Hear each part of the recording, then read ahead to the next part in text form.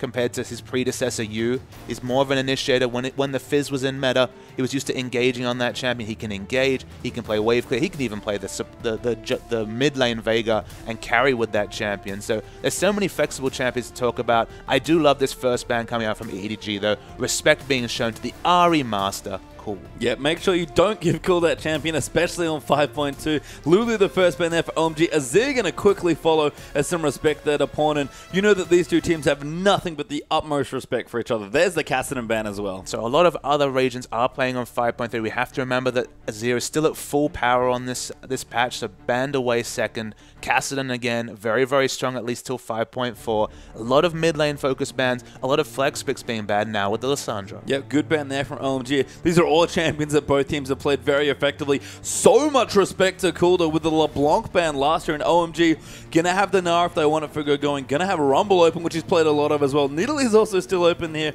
and of course plenty of junglers. So OMG, lots of choices to make. Yeah, we see them cycling through the choices. So much power. I don't believe Gogoing's actually played Gnar this season. It hasn't been a champion he's going for. It's mostly been the mages from him, but he just locks it in anyway. So I might be incorrect on that statistic, but it's definitely been the stand-up plays on the Kassadin, for example, has been the champion he's been going to. But you don't give Koro now. We already said 100% win rate in 8 games is a massive statistic. Also another win in the Demacia Cup on that champion. Just take it away from him. Yeah, really do. And Veigar's interestingly open here for EDG. So is the Corki, and they just take it up. That could be Pawn's Veigar, don't forget. But right now it's going to be Veigar Corki as EDG's first 2 picks. Yeah, and they're definitely leaving some undefeated statistics on the board. 2-0 at the moment EDG with the mid lane Veigar. 7-0 with the Corki. There's a lot of big picks coming through, but none more so than Deft's Corki. Corki's been definitely the standout AD carry in the LPL, and Deft the standout player on that champion. Their use of the Trinity Force power spike and grouping around it is just unbelievable.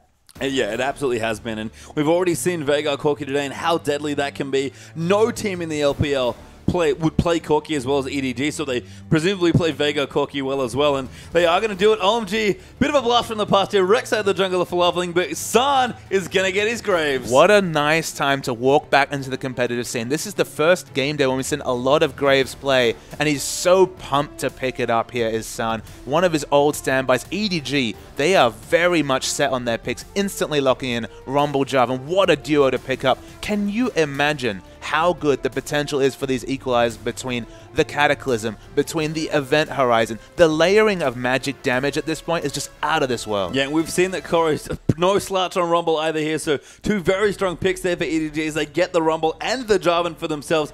EDG basically getting everything they could have asked for so far in this comp, and OMG, I like your point about the Gnar. I'm not positive that they haven't played it, but we'll hold on for just a moment here. We're going to have a couple of things come through here. OMG considering another throwback here. Morgana Twisted Fate are the last 2 picks. I said wow. I mouthed it out my mouth. This is a blind pick, Twisted Fate. Of course, it could be a mid Veigar. Not a bad matchup at all against Twisted Fate. They could commit to the mid Veigar. It might just be the support.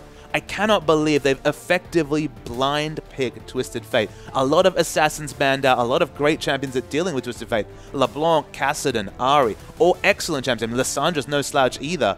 But they're going to commit to the support Veigar. It will be the Nidalee mid. Yeah, Pong going to take Nidalee into the mid once again. EDG, I believe, have played Nidalee twice, but only played it mid lane. So really interesting to see Pawn take it. What do you think of the matchup here versus TF? See, the last time I remember them picking up the AP Nidalee mid was when we were talking about the matchup against LeBlanc, which is always traditionally a good matchup for Nidalee. She had longer range poke than the LeBlanc has. She has the heal. She can get through the laning phase. Not pretty, but you get through the laning phase and do just fine. Picking it into a Twisted Fate is interesting to me. He's gone for the Ignite. There's no sorts of teleport available.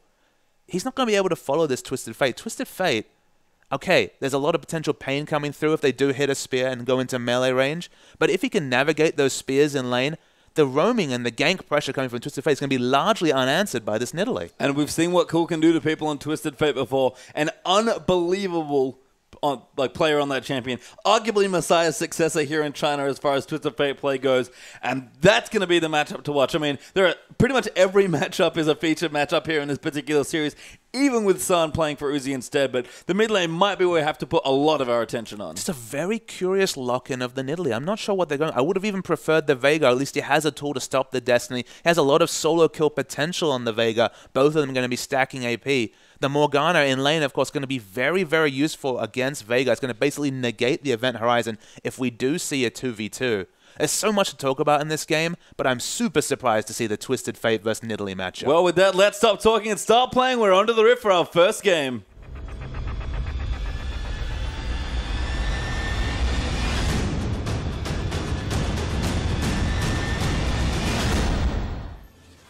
And welcome onto the rift for our first game between these two teams and our last match of the evening here for the LPL. OMG are taking on EDG here in the LPL. And League of Legends fans around the world, you could not be happier. There's throwbacks across the board too. San is finally back. What's he rocking but none other than the Graves, his trademark champion. Hasn't been in the meta for a long time, just coming back to China. San walks in and locks it in. And cool on Twisted Fate. If there's 3 players in Chinese League of Legends history you would link to Twisted Fate, Messiah, Zitai, and Cool. 2 of those players not playing at the moment, at least, in the LPL. Cool rocking the Twisted Fate. He's actually taken Exhaust. He's clearly worried about this matchup. Yeah, not going to take a big mobility summoner like the Ghost that we'd often see from Twisted Fate players. So I do like the pick up here. Pawns Nidalee is...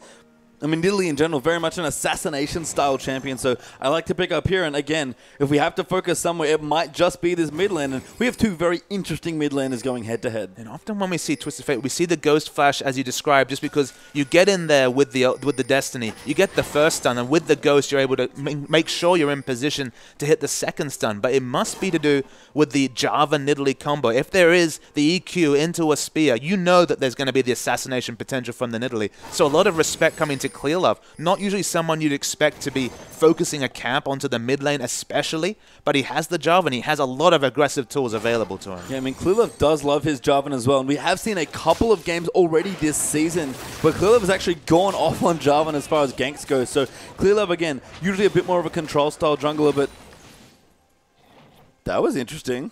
That was very interesting. Did they get a creep? I think Deft might have got one of them. Let's have a quick check here, but they started blue. Yeah, they got a creep here. So the strategy there, Patient Time, is actually just to kill one of the little minions to enter lane with a bit of experience. Again, you're not looking to take the blue buff away. Of course, it doesn't really stop the 3 from being pinged. It's just a strategy that's developed to give you just a little bit of experience coming to lane. It's not the Krugs, it's not the Gromp, but it's a little bit of extra experience to get that level 2. We all know the power of the level 2 ping. Once you hit level 2, Xiyang's going to have the black shield. It's going to be a harder lane, but if they can hit level 2 first, there could be a big burst potential coming from Meiko and Deft. Yeah, we've seen how much Deft loves to get aggressive in his lanes as well. Always has the spells, and Clearlove's going to join him. Meiko going to try and find the stun, but can't quite land it, and Clearlove is already setting up a tent for his best buddy, Deft. There's a lot committed to the mid lane already. Doesn't have the level... The blue buff yet does Clearlove. Of course, at the side of his jungle is safe. It looks like he might be trying to get the gank onto Cool as well. A lot of early pressure. Definitely not the calling card of Clearlove. No, but again, he has had some Jarvan games specifically where he's done it, but we're continuing trading down the bottom. Level 2 hit for both now. We've talked about it a bit already with support Veigar, but one of his big downsides, he does not lane particularly well. No, he's not a great lane, especially against Morgana. It allows, basically, if you put the black shit on Sun, he can walk through that ability, but we see the gank coming up top. Yeah, LoveLing going in now. Korra could be in trouble. Going in and cutting around. A good burrow there coming through for LoveLing for the knockup, but Korra going to try and turn it around, but first blood goes to Gogoing's Gnar. Yeah, the jungle pathing was excellent from LoveLing. Not spotted by any of the early movements. Now Gogoing picks up the first blood. He started the longsword, so he actually had a lot of combat stats to open the lane. He's going to be feeling great with that kill. Yeah, we've talked about it. Gogoing hasn't shown that much Gnar so far. He's definitely preferred a lot of AP champions, but Korra's already going to be forced to teleport back here, and Gnar, who can be a lane bull, is going to start with an edge. Yeah, we see also some harassment coming into the mid lane. I just kind of worry for the Veigar, just because you put on the black shield, Sun can freely walk through the event horizon for that 8-second duration. Of course, Deft can hit the Q to try and get a bit of poke, but the event horizon hits. Yeah, going in again there. Good stump for Meiko, but Clearlove can't close the distance to secure the knockup. So again, aggression here. Clearlove only level 3, LoveLing already level 4. So Clearlove, with a lot of this pressure, hasn't found any ganks yet. Yeah, Clearlove has definitely found, historically at least, an issue trying to balance farming and ganking. He's usually too far in one direction or the other. He's been excellent in the LPL so far, though. combine those two things. He's been picking champions like the Rek'Sai, like the Nunu, going for something with a bit more balanced control. In this game, though, he's heavily committed to ganking, maybe thinking he'd throw off OMG with that change in strategy early. It hasn't paid off. Well, his item choice is going to reflect a little bit more farming potentially. Has picked up the Trailblazer where LoveLing is going for the Chilling Smite on the Rek'Sai here as well, but actually anchored in the top lane now, maybe looking to gank Koro again, but instead will leave it back here and Gogoing again. Very comfy where he's at. I feel like OMG have made a lot of taken a lot of strategic advantages in the early game, specifically getting the 2v2 matchup. I'm surprised EDG didn't want to look for a lane swap, just given the fact they're against a Morgana lane. And again, the pawn pick surprises me. Going for the Nidalee against Twisted Fate with no way to counter the global pressure, especially with this lead already happening in the top lane for Gogoing, the first Destiny, it could decide this game, let alone just the first early skirmishes. Yeah, we'll have to see. I mean, a very bold pick there by OMG, and Pawn did get his counter pick and opted for Nidalee, so we'll see how the lane goes out. Cool actually already has a lead here in this mid lane, so looking very strong early on the TF. Yeah, he is. He's pushing in Pawn. Of course, Pawn does have a wave clear early, of course, with the change to Nidalee. She does get her Cougar form at level 1, so can AoE wave clear, but of course has to get into melee range, will get heavily harassed. You can see she still has some potions available, but Pawn's basically had to sit on the back foot, keep the potions up, but just lose out on CS. Kind of thinking about it as well, I assume EDG picked this more for comp, based on, again, they love grouping with their Corki. Veigar's great there as well, so Pawn presumably is just adding to the siege potential of this team. And I can understand that against a LeBlanc, for example, where you can kind of get through a tough lane, get to the late game, and outdo your opponent. But Nidalee's a very different champion to Twisted Fate. It does give them poke options in a team fight. It does mean that at some point they can group, put down the Veigar cage, have the poke from Nidalee, and the Trinity Force procs onto turret. So they do have a very strong turret-taking team, but they are playing with the chance that the Destiny can really overtake this game. Yeah, we'll have to see. EDG have to be super careful with the early game here as well before Deft really gets online with that Trinity Force. And Cool has level 6 now, does have the ulti available, but going to start things off with a pretty quick blue buff here, going to be donated over LoveLing.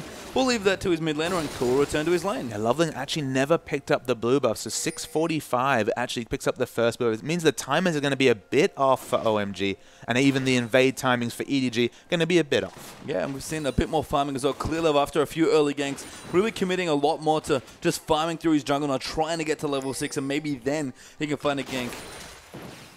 We'd expect, I mean, we've got effectively a double global available for LoveLing as San takes a very nice burst of damage coming through from Meiko and Deft. You have to remember, when the neural network's set up especially, semi-global from LoveLing, true global coming through from Cool, there could easily be 4 or 5 members showing up in a lane very soon. Yeah, you know, the one place they're probably looking might be the bottom lane here again. Deft, we've talked about it, teams, when they've beaten EDG, and that hasn't happened very often recently, they do like to pick on this player here. So we'll see, but Deft is very good at dueling, very good at getting out of ganks, just a stunning player overall. Such an aggressive item choice from San. He's going completely for early game power with the Brutalizer. That means, of course, that his spells will bring just that much more damage. Again, it kind of does lend credence to your idea. Everyone pings 6, everyone goes bottom, and just use all your early game items and all the different CC available from Cool and LoveLing and get those kills on Deft to shut him down. Yeah, I mean, the Freight Train may see a return here for OMG, which will be very fitting given that San is returning to the team for this game. But OMG never want to shy away from some aggression, and we're looking towards some more builds as well. Love the choice by Gogoing in the top lane. He's got himself a nice quick phage. See, that's exactly what you want to pick up. It gives you the ability to get so many good trades with Koro. Koro's got the Seeker's Arm Guard. He's going to be playing defensively. There's 2 reasons for that. 1, Gnar will naturally run over Rumble, especially in the early levels, and 2, he has to worry about Cool coming in on Twisted Fate. So you have to expect that all of EDG going to be playing on the back foot. What does that mean? It means LoveLing's got so much space to get in Clearlove's face. He's already behind after trying those ganks early and not getting a successful one. LoveLing's really the big X factor this game. He's being completely assisted by both the comp and the early play to just do what he wants with Clearlove's jungle and just seize the mid game for OMG. I mean, at least for Clearlove, thankfully, the goal's actually very even between the junglers. We do already have a Sightstone before Warrior completed by LoveLing, so a bit of an early vision edge there. But Clearlove actually made a very good choice here. He started his ganks, he did, what, maybe 4, I think, around the level 3-4 mark, and then said, you know what, not really working, just going to pure farm my jungle. But you have to remember, this is a Twisted Fate, and we don't talk about Twisted Fate very often, but the significant factor is, if your lanes are pushed in, obviously that empowers your jungle to go invade.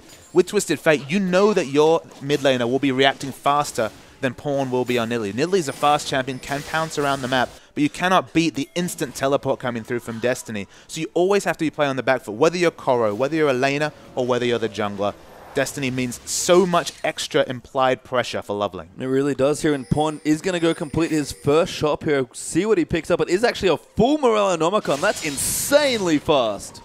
See the flash coming in bot, they're trying something. Yeah, Clearlove here farming up, but looks like they're going to go in. Meiko down the bottom, does get ulted by Sam, but a good heal keeps him alive. The ulti going to follow in, and Deft going to try and find a few more kills. Scrying up down will spot them off, but no kills forthcoming. EDG go aggressive in the bottom lane and can't find the kill. Not sure about the communication there. There was no ultimate coming through from Cool, despite the flash ultimate coming through from Morgana, and up top, Koro could be in a lot of trouble. Yeah, Twisted Fate going straight in there. Koro going to get towered over here, and Gogoing gets a second kill, and Koro flashes away. I was just speaking about the fact that there was an excellent chance to port bottom. Could have been a double kill there, but they'll take the free kill up top. They're going to get so much damage to the turret. Not sure if they can quite take it down, but a lot of damage to this top turret for OMG. Yeah, Gogoing really abused Koro as Mega Knight there with his Phage especially. Just got him so low, and that was the easiest destiny of Twisted Fate's life there. So cool, gonna get a tower and a kill. And OMG, we talked about the freighter, and it started to roll, Papa Looks like Smithy. it's going to be a trader. It's not going to be just a free turret. We see 4 members completely collapsing onto this dragon.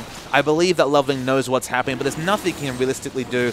The first dragon for a turret, you probably give the advantage to the turret just because the global gold's a little bit more significant at this early stage than the 6% stats. But against Destiny, against the Twisted Fate who's already gotten rolling, who knows if EDG will realistically be able to compete for the 2nd, the 3rd, the 4th dragon. So getting one on the board could be invaluable later in the game. Yeah, I mean, Nidalee also very good at doing dragons or neutrals in general, especially on this patch.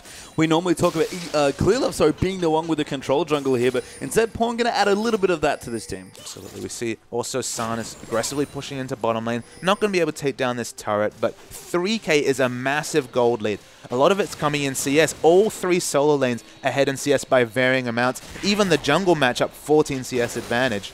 OMG, their mechanics are on point, even with this surprising substitution. Yeah, Sun hasn't really missed a beat, it seems like, when he last played with OMG, so looking strong so far, really justifying the early Brutalizer choice there as well, which again, very aggressive. LoveLing has also completed the Warrior enchant. Clearlove has just got his Sightstone, so a couple touches behind, but these are pretty significant early jungle items. Very strange rotations, though, from EDG in general. Choosing the 2v2 lane as a Morgana versus a Veigar support, as a Veigar versus a Morgana support is quite questionable. Again, we'll come back and assess whether the Nidalee pick was that important for their comp. In terms of laning, obviously, it's basically been a free farm lane for Cool in the mid lane.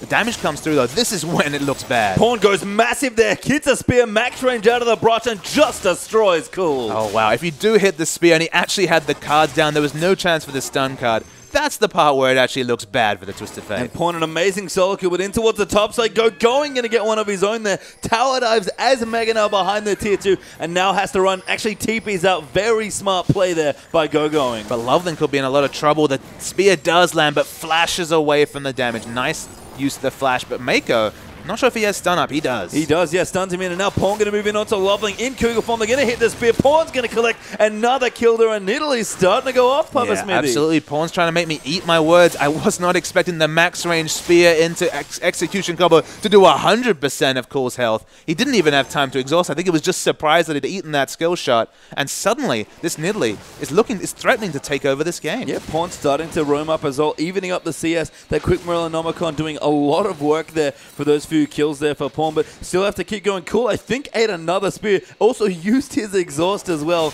And if Pawn lands this one again, Cool's going to die. Okay, so just to understand this matchup, a max range spear into WE through exhaust almost one-shot Cool. He needed to flash and exhaust just to stay alive. And you can see Cool's already backing off here. Pawn going to continue to get pressure around the map. I love the traps that he's putting down here, just blocking off some vision and making sure he knows when LoveLing's coming. But that's the second time he's weaved a spear into Cool standing as the minions are breaking. That is how good his eye is for these Nidalee spears. Of course, the target box was changed when Nidalee was reworked. The spears don't hit quite as hard, but if you're able to close the distance and get in for that execution, the damage is unreal. Yeah, I mean, Nidalee has so many quirks as well. She's a surprisingly good split pusher, despite, at least in this case, going to be primarily an AP champion. So Pawn going to get a lot of mileage out of a very versatile, a unique League of Legends champion, and the spears keep landing. The spears keep landing, you're right. And when the event horizon comes to set them up, the guaranteed damage if you hit a stun is going to be insane. I mean, Pawn wanted to go in on LoveLing too. He's 1v2 right now. LoveLing going to pop in for the Prey Seeker. Meiko, though,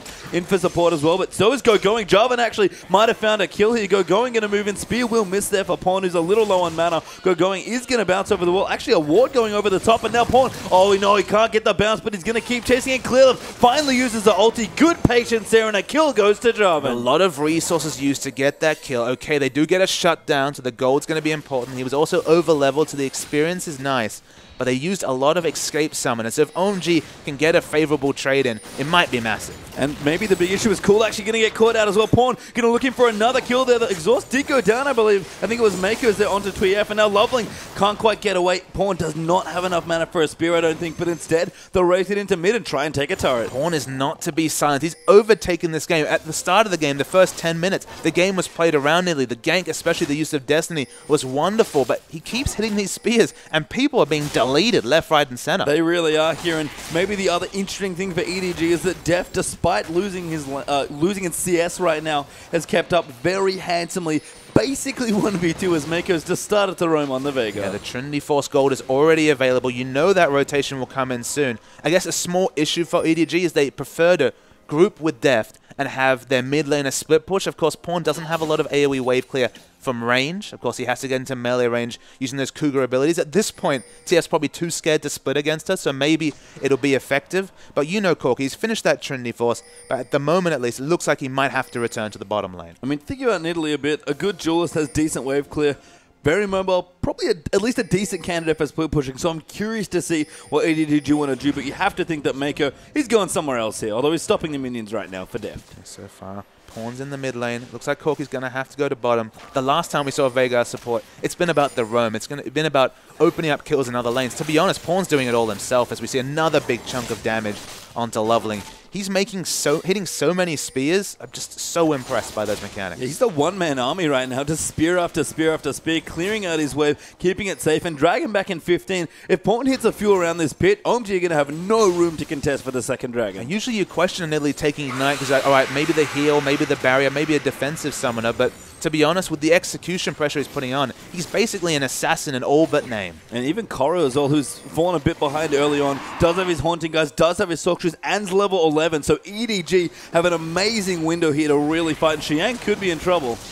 Might be a second dragon coming through. The dragon's just spawned. It looks very difficult to be able to walk past all of Pawn's traps, let alone his spears, in order to contest this objective. Yep. Gogoing, though, has filled up the Naba, so Morgana will be on the way soon. EDG have to decide what they want to do. Koro's clearing out minions, still does have his TP, though, but EDG aren't rushing to go for the dragon, at least. So I think team fights will change quite significantly when we see the Zhonya's come through for Twisted Fate. You have to assume that'll be the pickup. When he can position aggressively for either the AoE Red Cloud or the important stun on perhaps Pawn, that could be massive for OMG. But right now, at least, it's going to be suicide for Core to go into the middle of a fight. They just want to rotate around, take as many structures as possible. They've got two already.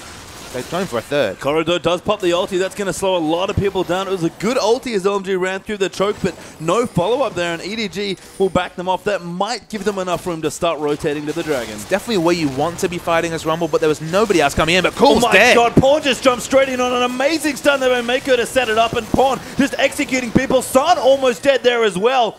Pawn's Nidalee is so good. 4-0-1, sitting on 1,100 gold. You know it's going to be the death cap, the aggressive option second. The spears keep coming, and OMG, they're doing a good job sidestepping, but they just don't have an answer to what Pawn's putting out. Just a one-man army, like you said. Has to be careful, though. A really strong counterput for OMG, but Pawn is flanking very well. That spear just destroys LoveLing, and Pawn pounces right on his head. They're going to keep moving. Clearlove already got the second dragon, and Pawn going in Rambo right now. San has to be careful, does quick draw out of the way, but EDG, Pawn is taking over the game on his own. LoveLing had flash available, didn't respect the damage coming through, and died to the melee execution coming out of the EQ combo. This damage is just insane. Yep, 5-0-1 for Pawn has contributed and has most of the kills that EDG have in this game. So Pawn doing work might be an understatement in this game. He was just biding his time. He wanted to get a few levels, maybe work towards that Morellonomicon, but everything's subsequently crazy, but Cool's in. Yeah, Koro actually, he's going to go in. San gets that next kill. Good Gnar there onto Pawn. Actually, Nidalee going to go down, and Gnar will get the shutdown gold there. So OMG finds some great picks with their Twisted Fate, and that's 2 kills and a turret. Yeah, I feel prophetic because look was just completed on Twisted Fate, just picked up the Zhonya's. straight away, aggressive port comes in. Double kill is the result. Okay, EDG won't be surprised by the next engage because they understand now that he has the Zhonya's, but what a great use of an item timing there from Cool. Yeah, and OMG have continued to stay aggressive on this map as well. They're still ahead a few thousand gold despite all of Pawn's antics, but Nidalee has finished up a death cap now as well, so major items being completed across the board. EDG with their Trinity Force on Corki now. Where do they want to go next? They don't want to start pushing out these turrets. This is definitely the slowest clip for outer turrets for EDG when they have that Corki. By far, they have one outer turret. Both the mid and the top lane still stand. Of course, Deft is in position to pick it up. There's 3 members. Gogoing, he's in trouble. Yeah, Rek'Sai going to move in, but top lane turret Gogoing is actually going to be Mega Gnar fairly soon. Deft, at least try and do some damage to the turret. Deft actually poking very aggressively here. A great juke of the wall, but a good stun there by Meiko, and Koro going to move in there as well. But the rest of OMG are coming up. LoveLing has made his way up with the help of the ulti, but Deft just does so much damage. That's going to force LoveLing to flash. Deft, though, going to go in. Gogoing going to move in for a massive Gnar, and he is going to get the first kill on Corki, but Rek'Sai did go down. Koro's going to use the ulti. Meiko flashing in. They want San so badly, but Xiyang is going to move in. Does bind on the Koro. That should get another kill, and there's Morgana. 2 for 1 OMG. The 1-for-1 trade, Deft for LoveLing, is not in the advantage of EDG. Very surprising over-aggression with the flash forward from Deft. He pays for it, but at the same time his team rotates, they're getting good damage to minute. He's chunking down this turret like it's nothing. Yeah, Pawn, not a joke here on the Nidalee again, but wasn't available in the skirmish, and OMG, when it's big scrappy fights, they just fight them so well. It's actually 3 for 1 after it was, I believe, Meiko getting caught out there as well on the Veigar. So OMG get another tower, get some more kills. 4-2 up now in kills. 8-7 in tower, sorry. 8-7 up in kills. 4,000 gold ahead now. OMG still moving forward. Yeah, EDG get that first turret, they chunk out the second. So at least in terms of structures, they're starting to equalize the global gold. There's still a significant advantage with the extra 2 turrets, making up the big majority of this 3,000 gold advantage. And as you point out, how much of the gold in this team's on Pawn? 5-1-1, even in CS with his opponent. He's very, very strong. He's got equal gold with Twisted Fate, which you might find surprising, but of course, Twisted Fate's passive really powering him up with that stacked deck.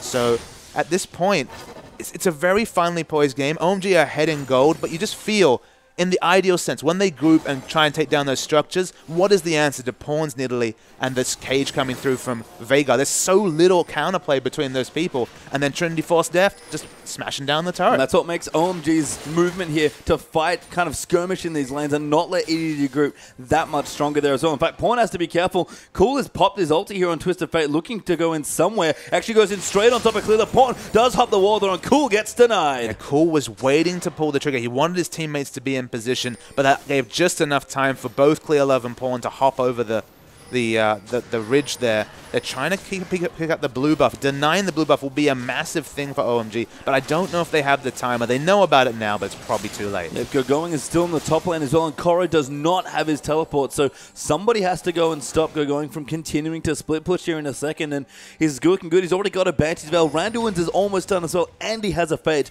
This Gnar is just as massive as this Nidalee. Absolutely. The Gnar is really big, and again, Gogoing's hidden this Gnar for a long time. He hasn't played it this season. Deft walks up to him, but remember, with the magic resist stack, it's still early game. Deft's going to take a long time to chunk through Gogoing. He really wants it, though. The boomerangs, though, going to make him think twice there, and Gogoing will run away there. Deft aggressive, knew his team was coming up, but Gogoing, much smarter than that, just simply runs away. Absolutely. I can see what he thought. He wanted his team to go for the aggressive turret dive, but I think it was just biting off too much. He probably wanted to judge the damage. If he had chunked out Gogoing, sure, commit 3-4 men towards it, but Gogoing was shrugging off that damage. Yeah, he's finished up his Randuins now as well, so tanky so quickly here over on the OMG side. We look down as well. Still some more items being completed. Sun, quite a number of minutes ago, has finished up his Infinity item. A Locket's done here for Xiyang, so items look good for OMG. They don't look bad for EDG, let's be real, but a very aggressive choice by Koro, actually. Not going to go the Zhonya's, wants full ulti damage with the Leandries. So let's try and take stock of the items that are finished.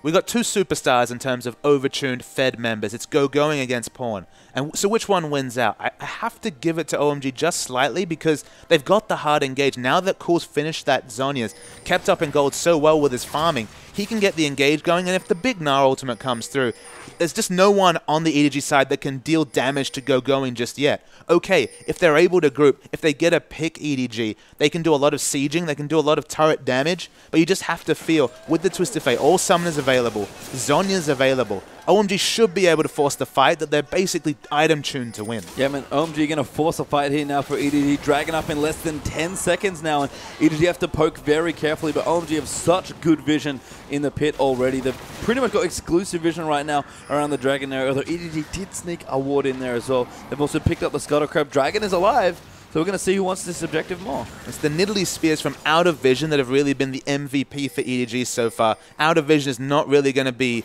a possibility as the ward control comes through from OMG. EDG, they're trying to clear their waves. In the top lane, there's a significant minion wave pushing for OMG. Probably not enough to take a turret, but just another sixth man working against EDG. Good spear onto LoveLing, though. Pawn actually has a second need to see large rod, so much flat AP already at this point in the game. So those spears are hitting for a massive amount. EDG going to start the Dragon. Xiyang going to get poked out massively there as well. Already popped his locket and still took a lot of damage. Gogoing trying to build the Gnar bar back up, though he doesn't have that much rage, and EDG going to continue poking. 518 AP at 25 minutes is completely overtuned for damage, but these spears aren't sticking yet. Meiko going in, they want cool, they use the ulti, Clearlove dives in as well, and Nidalee cleans up so easily, and Korra has popped the ulti. They used everything to get the kill, but they got the Dragon as well, I believe. Yes, they did, and EDG take everything they want. Yeah, 3 dragons, and that means so much for this poke comp because they're going to be able to disengage that much better when they set up a siege. They're going to put down the Veigar arcades, and they have 5% movement speed to disengage. Trinity Force, of course, means that Deft is going to be very, very fast in that champion. Deft's actually been forced to build the last Whisper second. He's been building, without fail, the Bloodthirster second for the extra poke damage, for the extra turret damage, for a bit of safety in the shield. Of course, when you finish that Bloodthirster, you can take a couple of turret hits as you get those Trinity Force procs off on the turret. Needs the last Whisper just to have a hope in heck of doing damage to Gogoing. Interestingly, I like this choice here from Cool. I think after getting Flash Veigar, he's actually gone for a very defensive item. 30 has QSS already done. It was either sell the Sorcerer's Shoes for Merc Treads and just hope that he didn't die and had enough time to stasis, or go for the more aggressive option.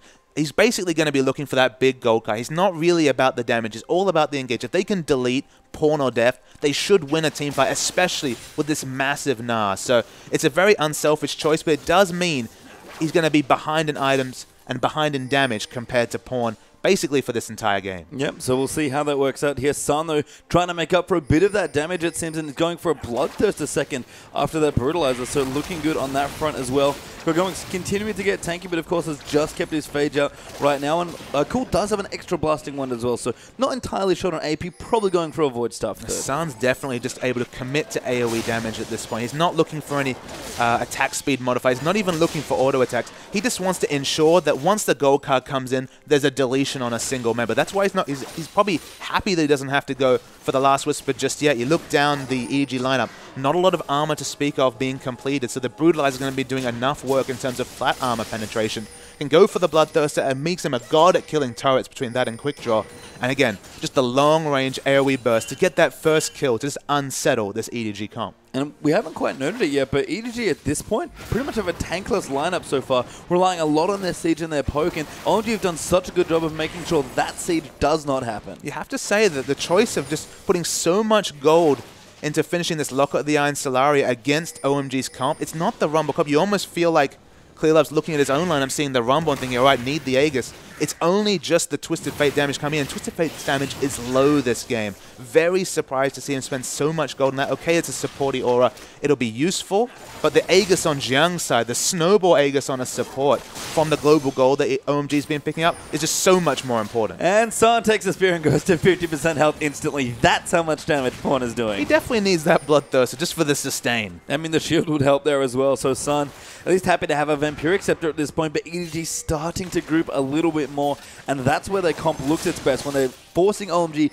under their turrets and just chucking spears under them. Okay, but how long can you do that against a team with a Fed Gnar and a Twisted Fate? There's so many initiation options for OMG, though right now, Gogoing's being corralled. He should be able to get away. Clearlove actually pops his ulti. Good bounce though from Gogoing. Pawn wants the spear, but a good equalizer. Will dodge the spear. They're going to dive in. Actually very aggressive. Enough damage. Yes, they do have it. Pawn just does so much, and they assassinate her now. So it took a long time, but look at the mini-map. There's pings coming through clearly onto both the mid and bottom turrets. OMG, they don't want to give away free kills on this Gnar. Of course, a lot of experience and gold coming through to EDG, but they're trying to answer it with plenty of structures. Yeah, Pawn doesn't even have like a Lich Bane or something else that would promote a lot of split pushing, but gonna join Sun in here as well. That will be a tier 2 turret coming through. Corki does get a tier 2 for EDG's side, so it's 5-4 actually now in turrets, and the rest of EDG have rotated in. They're going to defend. In fact, EDG going to keep pushing. Pawn and Deft going to be on split push duty. Pawn does so much damage to structures. You'd think Trinity Force Corki was the big offender. No, it's actually Corki, and they get more split pushing done with that pick. I'm so surprised, but Destiny's been used. Yeah, Destiny and the teleporters come through now as well. They really want these kills. Deft gets out of the way. Pawn has to be careful. A great flash though, but he does get exhausted, stunned up there as well. Going bounces over, then Pawn lasting a little while longer. That might buy time for Deft to get out, but Clearlove's joining him in. Deft gets nailed by a binding. Meiko with the stun, but they can't do anything, and now both carries dead. EDG have to run for the hills. Xiyang's skill shots have not evaded him, even from the support role, nailing Deft with that dark binding. He didn't need to stick around. He used the popped the heal just to give some defense over to Pawn, but Pawn falls, Deft falls, now Meiko falls as well. This could be Baron. Yeah, Meiko going down is really bad news, unfortunately, for EDG, and you're right, Baron is available. OMG could take it very quickly with this Graves as well, so we'll see. They are going to go in for it. I mean, Korra's down the bottom. He's got his TP. Clearlove's in the area as well. They could go for heroic 2v5, but OMG at this point just going to get the Baron. Looks like Korra's just going to try and do as much damage to this bot turret as possible. He realized there's just basically no chance of being able to contest anything. We see that minion wave is doing damage to the inhibitor, but with the Baron-powered recall, it's going to be back soon. Korra's not even going to be able to pick up this structure. No real answering momentum coming through from EDG. And this OMG Baron, you just see the power of the Destiny. You cannot overstay against a Twisted Fate. No, you really can't. And OMG have played themselves up to 4,000 gold ahead. Next Dragon's up in 25 seconds. That'll be EDG's 4th. And OMG still at 0, I believe. So do have to be careful. EDG have taken a lot of control over this objective. In fact, they're grouping in again. They might just get their 4th. Yeah, they're going for their 4th. Of course, that would give them that big momentum towards the 5th Dragon. You have to know OMG aren't going to give it away easily. About 15 seconds left on the Destiny. EDG want to rush it down, but OMG, they're very highly item-tuned at this point, and Gogoing is massive. Yeah, OMG are in the area now as well, not wasting any time contesting. And last time this happened, EDG poked OMG off, but OMG have even more items than before, and EDG, they realistically can't force that much of a fight here. They're respecting the Gnar Rage Bar as well. It's at 90%. It's just about an ability away from transforming. They have no ability to fight a fight once that Mega Gnar comes through, so they have to disengage. Yeah, Sang with the Bloodthirst actually tanking up the Dragon as well. Locket getting popped, Dragon getting low, and OMG should be able to get it and do that. Clearlove now forced to get away. Mega Gnar is diving into the back, but Clearlove dodges the wallop and gets up, but Cool able to chase with the Destiny. EDG split up a little bit too much, you have to think, but Cool has not pulled the trigger yet. The rest of EDG regroup and do a very good job of not getting killed by TF. So they had the vision. Of course, you don't necessarily need to commit to the engage. Of course, could go for the red card engage. With the Gnar Rage Bar falling away, probably wouldn't have been enough subsequent CC to be able to pick up a kill. So probably smart to stop. And with this Baron buffed push, still very difficult, especially as Corki's moved away. Yeah, Baron going to do a lot of work here. Korra actually has to be careful. Might be forced to use his ulti. Xiyang lining up the binding, but does not have it going. Maybe caught out here. Deft gets a couple pokes in, but nothing much. They're clearly actually hiding in the base gates, but does get spotted off there. LoveLing going to look to go in. The Chilling Smite going to come through, and a good spear there from Pawn, also healing them up as well. But OMG with the Baron got plenty of turret siege. Already chunked the turret to half health. No Lich Bane, but still plenty of turret damage coming through from the Twisted Fate. EDG, I don't know if they have really the mana bars on Pawn to be able to support and engage. You can see Pawn has to go fill up that mana. They might have to force a fight, but it's against a Baron buffed OMG. I mean, Pawn is insanely strong, but when this comp's going backwards, not forwards, it's just a lot harder for EDG to win. I mean, they're wave clearing well and defending nicely, but OMG are just much better at straight-up team fighting. Yeah. The moment they overextend and got picked away and lost the Baron, you can't play ahead when you're against a Baron buff 5-man grouped OMG, and that's where the structure falls away. I actually would have liked to see Xiyang try and tank that spear coming through just to keep that siege minion alive. So low is this EDG turret. We might see them go for the dive here. Yeah, I mean, they're going to look in. EDG are going to clear it out as fast as they can, but there's not that much time left here. Again, the next wave does survive. Baron still ticking away, so some time left here for OMG, but EDG, they've done a good job defending, but at some point something has to give. Yeah, the Baron buff is gone, but You can see they activate the Destiny. They're going to go for the hard push. They know Nidalee's not grouped, and it's very low. Yeah, good flasher actually coming through. Clearlove going to dive back into the backlines. Cool. Going to go in. Corki popping down as well. Deft gets a kill on the Meiko. Gogoing dived in, but he's so low and Cool. Going to get forced back here as well. Does go down to Deft, who gets a double. LoveLing now in trouble as that goes down. Veigar gets killed by TF, but Gogoing is solo. San soon to fall there as well. That's 4 for 2 in favor of EDG. And EDG, we actually see the teleport coming through from Rumble. They want to clean up Gogoing. They want this ace. The last kill probably doesn't mean that much in the grand scheme of things, but it's going to feel oh so good. Yeah, Pawn collects the last one as well. Really pads the skull, and an EDG defend their inhibitor for now. So much credit to EDG. They were waiting for OMG to pull the trigger. They were waiting for OMG to actually tank the turret, and then their engage was wonderful. Corki especially was free hitting. Even though it was a low kill Corki, still, Trinity Force, Last Whisper, gonna finish the Bloodthirster now. So much gold in the infantries, 2,500 on both Corki and Rumble. The next fight is definitely gonna be a really different one from EDG. Yeah, and there's still a gold deficit for EDG as well, about 3,500 gold, but I feel like no matter what comp EDG are playing, we always say the same thing at this point in the game. Their team fighting is unbelievable. So you were making the point about the Nidalee, and look, if this was a Nidalee jungle, I completely agree with you.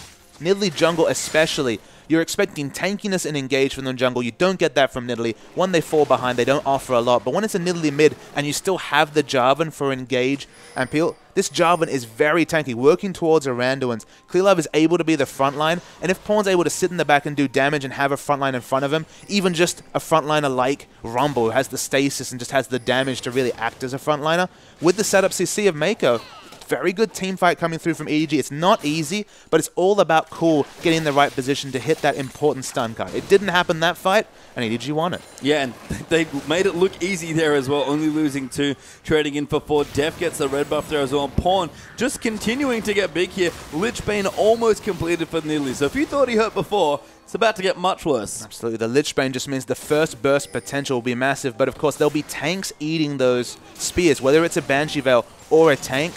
You're probably not going to see the spear come onto priority member. We won't see those assassination plays from 15 minutes, 35, 40 minutes into the game. So while the Lich Bane's important, I would have liked to see, the Zhonya's is completed, but it's going to be a lot about maybe one assassination and there's an instant stasis. Because once you go into melee range, late game as a Nidalee, you're going to be exploded. And Gogoing is such a nuisance here as well. Actually, seems like they are going to maybe look in. Cool has popped his ulti, but just wants to know where they're running to. Very smart use of that ability. In fact, does go in aggressive, but he's up towards the top lane. Yeah, he's just going for the split push. They wanted vision so they could get the perfect rotation happening. You see in the bottom lane, strong minion wave push coming through from OMG. It has to be answered here by Rumble. In the top lane, Cool's going to push out, of course, with 20% CDR, maybe even 30% CDR if he has the blue buff already. Cool is able to push these waves because he's very close to 40% CDR. So the vision usage of the ultimate is just fine. And Corki's doing his best to push this wave back. Yeah, we'll push it back. Deft will do the same in the top lane here with Meiko. Going to take the Krugs out now as well. We're getting to a very tense part of this game. Despite the gold lead that OMG have, EDG have shown that they can defend well behind and still have really strong neutral control as well. They didn't get the first Baron. That's back up in just under 20 seconds. And the 4th Dragon's still available for EDG. That's back in 30 as well. Yeah, the small issue actually concerns San is on the screen right now.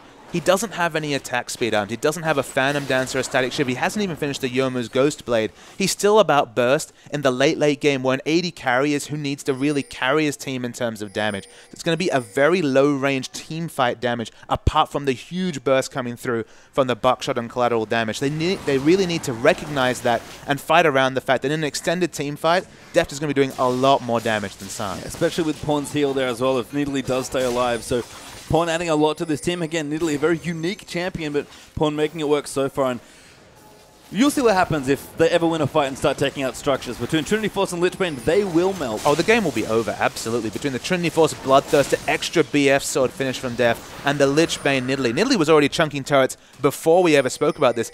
Actually, Graves just went over and soloed the dragon, which helps arrest some momentum. 2 dragons finished. But EDG, they're rushing the Baron, but the vision's confirmed. Great ulti there by Cool as well, but EDG are zerging it down, Gogoing. Gonna dive back in, but EDG are forced to get up. Meiko flash forward in, he ultis there as well. He really really wants to kill onto Cool, but Cool does pop the zone. He's going very tanky. LoveLing going in the back there as a pawn, trying to make something happen. Clearlove is solo, and OMG are wiping the floor with EDG. Pawn trying to kite out, just misses the binding though. Gonna keep hopping out. Koro alive with his ulti back up, but that's 3 for 1. They're actually 3 for 0, and Rek'Sai just going in, trying to cut off this Nidalee, but Pawn is kiting. So Xiyang is gonna go down. Pawn picks up a kill and gets away. Are you kidding me? No, Sun gonna come in now as well. Pawn, Zhonya's is here, but Cool's here as well. LoveLing also in there, and finally TF gets the kill. Massive misposition from Deft. Usually the savant of team fighting, always in the right position in late game team fights, was caught at the front, instantly burst down by San, and that's where EDG's comp falls apart. It's basically a 2 damage threat after that.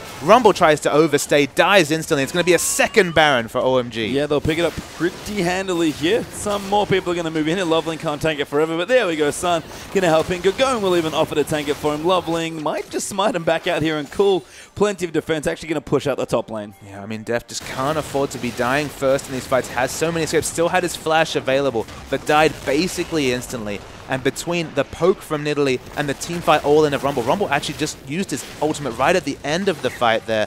Didn't find a good spot for it during the fight. Deft, you know, we give him credit when credit's due, but that was a really big mistake. Yeah, I actually like that Cool's finished his Scimitar, by the way. You get a little bit of mileage out of the picker card with the AD, I guess, but, you know, he's fully stacked at this point. That's 6-item Twisted Fate. I mean, it's a luxury upgrade if there ever was one to build attack damage on Twisted Fate. You have to remember it does scale with his W. It scales off AP and AD. So you can argue that it's extra burst. Maybe he didn't want to commit to a Banshee Veil. He was just stuck with the QSS and said, what the hell, I've got the money, just go for it. Yeah, I mean, Cool has plenty of money at this point with Twisted Fate. Those loaded dice really racking up the gold. And yeah, he's 18,000 gold to Pawn's 15,500, so he's made some money in this long game. And when San finally hits a minion wave, he's just about to creep over 16,000. Nobody else in the game over 16,000. So you got to say that's the loaded dice coming through for Twisted Fate's passive. At the moment, it's contributing for just a massive amount of damage. Yeah, it really is here. And San and Xiyang will push in now as well. No inhibitor turrets down yet for EDG, so they're going to look to defend again. But you see how much of an issue it is when EDG are forced to be proactive with the engages instead of being reactive and letting the poke come through. Yeah, I mean, it's still a Nidalee comp, as we say. It's better than maybe a Nidalee jungle comp where you're pigeonholed into having maybe 2 poke champions, say a Xerath Nidalee comp. They do have balanced engage, but it's a lot of heavy lifting for Jarvan. So let's say the Zhonyas are down. Let's say the Event Horizon is down. The only person with team fight control is the Jarvan, and it's a jungle Jarvan. He has a fixed amount of gold income. And Clearlove, he hasn't played poorly. He's just doing what he can. But they need the poke to hit before they start a fight, because in a balanced 5v5 with Gogoing and Rek'Sai in the front line, it's very, very difficult to win for EDG. And Gogoing split pushing has been so good all game long. EDG, again, insane wave clear. Meiko even going to stun it up as well, just to make it a little bit easier, but double baroned up cannon minions, making life a little tricky for Edward Gaming. And this is Twisted Fate not grouping, of course, has the Destiny available, just trying to get a minion wave push in the middle, but the big fight's on. Yeah, Koro goes in. Sorry, Gogoing goes in, and Koro pops his on. He's Gogoing, knars them off, but they just want the inhib. Clearlove, though, going to dive in onto LoveLing. OMG, a little bit split. A good stun there for Meiko. Knock up there into Gogoing. Can they take out the massive Gnar? No, not quite yet. But EDG defend. Cooldo is in the mid lane, pushing down structures. He's almost got the inhib. He does pick it up. He flashes out immediately and then pops his QSS as well. They can't chase him, and EDG are slowly losing their base. Yeah, the Mercurial Scimitar actually gave him the small movement speed boost, which is very, very important. No Ghost available. He pops the Destiny, fakes out the re-engage, doesn't use it, and he's back down bottom. Son could be in trouble. Clearlove tries to ult him, but can't quite land it. A good quick draw and flash keeps him alive, and Cool has faked him out. Gogoing's down here as well. He actually TP'd back with his home guard to try and get these structures, and it's a little messy, but very creative. And OMG, 3 inhibs down now for EDG. These TF shenanigans, it feels like Messiah play. We've seen a couple of callbacks during the match day today, but this Cool Twisted Fate, it looked good at the start of the game, like, all right, he's getting a free landing phase. Then Pawn overtook this game, hitting max range spears out of the fog, getting solo kills, even through exhaust on Cool. And then suddenly the Nidalee pick felt validated. But again, if you choose a champion that gives Twisted Fate a free lane, allows him to get farmed at least. Of course, he wasn't picking up the kills, let's be real. He's only just now approaching an even kill death score. But the effectiveness in the late game, they just don't have an answer to the Twisted Fate split push. No, and Pawn really needs the Void Staff as well. The spears, like you mentioned, on the tanks especially, are just not hitting as hard as they were. And EDG have a longer task ahead of them, clearing out super minions from their base. And the third dragon that's coming up for OMG should be theirs. I mean, you might say Banshee Veil is a great item against LeBlanc, but against a champion like Nidalee, who is even more focused around hitting a spear, getting that hunt debuff, and going in for the burst. In the late game, very difficult to go in melee range. You're just trading upon the 1100, 1200 range spears. Banshee Veil completed on Morgana. She even had the lockup finish very early. Banshee Veil on both the top laners.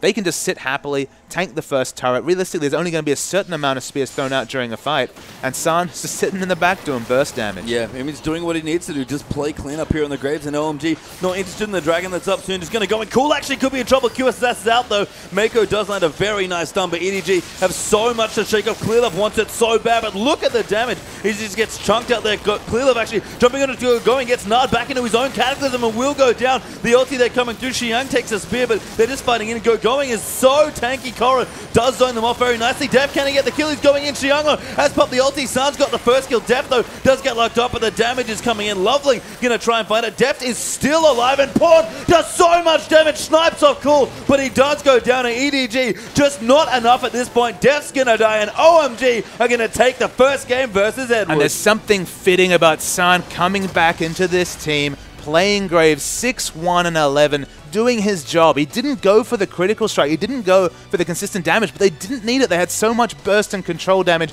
coming through. But Gogoing in the front line, 9-3-12. What a monstrous performance from their captain and shot caller. Yeah, Graves did finish his IE at the end, but you're right, didn't have it until very late in towards the game. And I mean, Gogoing played great, but for me, we talked up the mid lane. Pawn played amazing, but Cool might have just played better. That was stunning. The stats don't show it. 12-4-2 was Pawn's Nidalee. 5-6-8, but if you looked at structures killed and split pushing done, the map pressure Twisted Fate was able to open up definitely answered the big mid game where Pawn was assassinating people left, right, and center. And let's bring this up because it's very important.